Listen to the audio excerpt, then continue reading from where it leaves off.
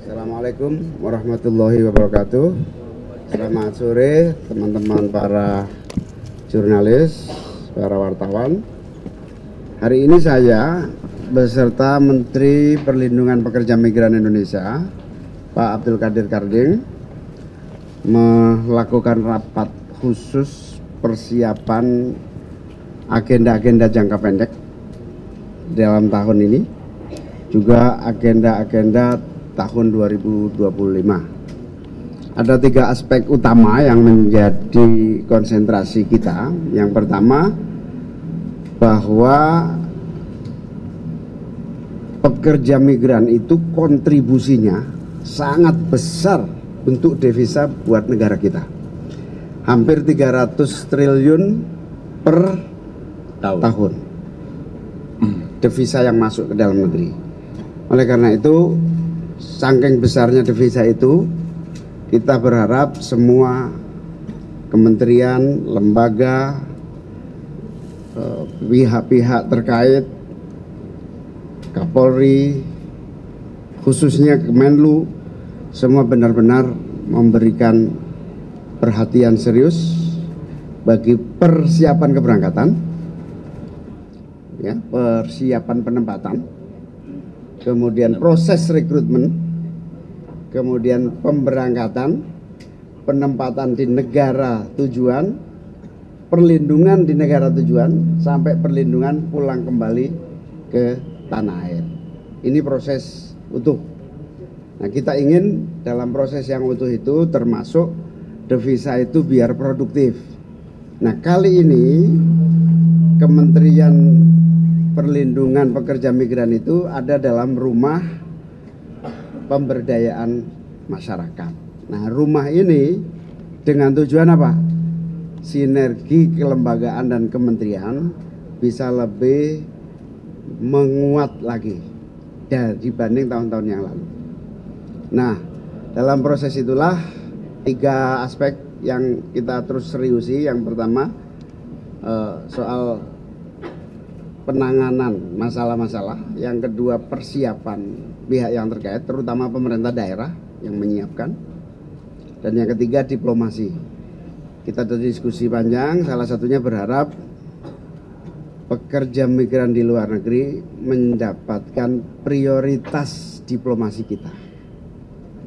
Selain kebutuhan diplomasi yang lain, maka karena jumlahnya yang besar, kita ingin menjadi bagian dari tujuan diplomasi luar negeri kita. Saya kira itu pengantar saya. Pak Kadir, silakan. Baik, Pak Menko yang saya hormati, teman-teman media yang berbahagia. Jadi hari ini kami sengaja hadir atau melapor kepada Menko untuk beberapa hal. Yang pertama, hal-hal yang terkait internal, karena ini kementerian baru. Jadi kami harus melaporkan kepada Kemenko tentang apa yang sedang kita siapkan, apa yang sedang kita lakukan dalam rangka untuk bisa bekerja dengan baik sesuai dengan fokus-fokus kerja yang dimandatkan oleh Presiden Prabowo kepada kami. Ada 2. Yang pertama soal perlindungan, yang kedua soal devisa. Yang kedua, bahwa tadi disampaikan oleh Pak Menko, pekerja migran kita ini setiap tahun rata-rata 227 triliun devisa yang dihasilkan untuk negara. Jadi nomor 2 terbesar setelah migas. Kalau kita bisa kerjakan dari hulu ke hilir dan buka lapangan pekerja pangsa pasar yang bagus ke depan, suatu ketika kami yakin bisa menyalip devisa migas. Tapi syaratnya apa yang disampaikan oleh Pak Menko tadi, bahwa Kementerian Luar Negeri, semua kementerian KL ini harus menjadikan diplomasi pekerja migran ini menjadi target diplomasi kita ke depan.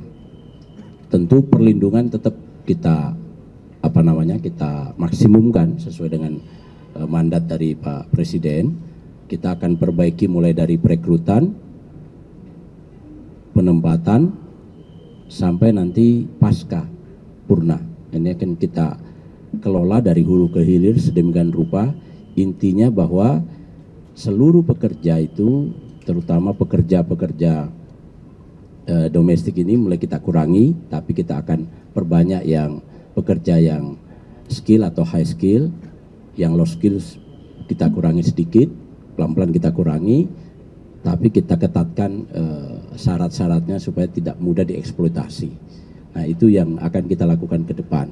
Kami yakin bahwa sektor pekerja migran ini akan banyak membantu pemerintah, terutama mengurai pengangguran yang ada dalam negeri. Itu akan bisa kita lakukan. Kalau lihat Kementerian Pekerja Migran Filipina, mereka bisa mendapatkan 20% devisa negara, pendapatan negara itu dari pekerja migran. Nah, kita negara besar, punya sumber daya yang bagus, masa kita tidak bisa mengikuti Filipina paling tidak. Saya kira itu, terima kasih. Iya, saya tambahkan sedikit.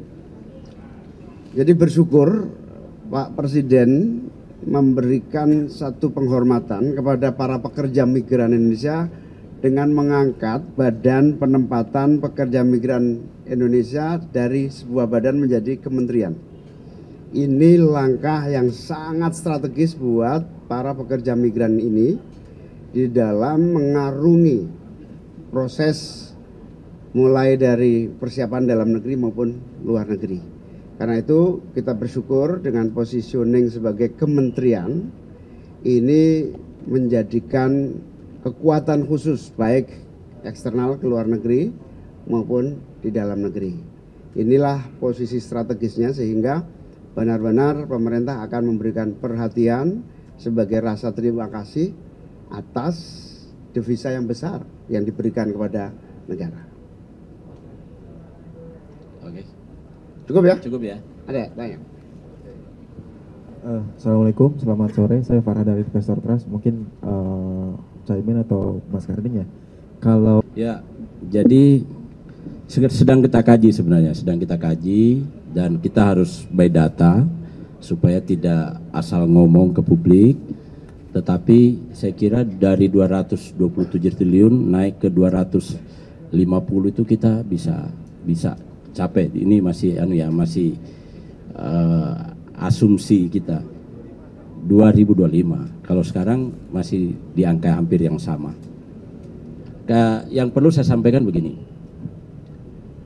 Yang menjadi kewenangan kami ini sesungguhnya adalah yang terdaftar lewat kami.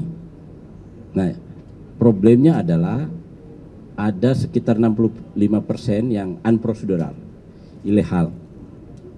Ini yang juga mau kita tarik supaya kita bisa jangkau perlindungannya dan kita bisa kontrol untuk devisanya ke depan. Jadi kalau ini masuk semua, ini akan luar biasa. Terima kasih.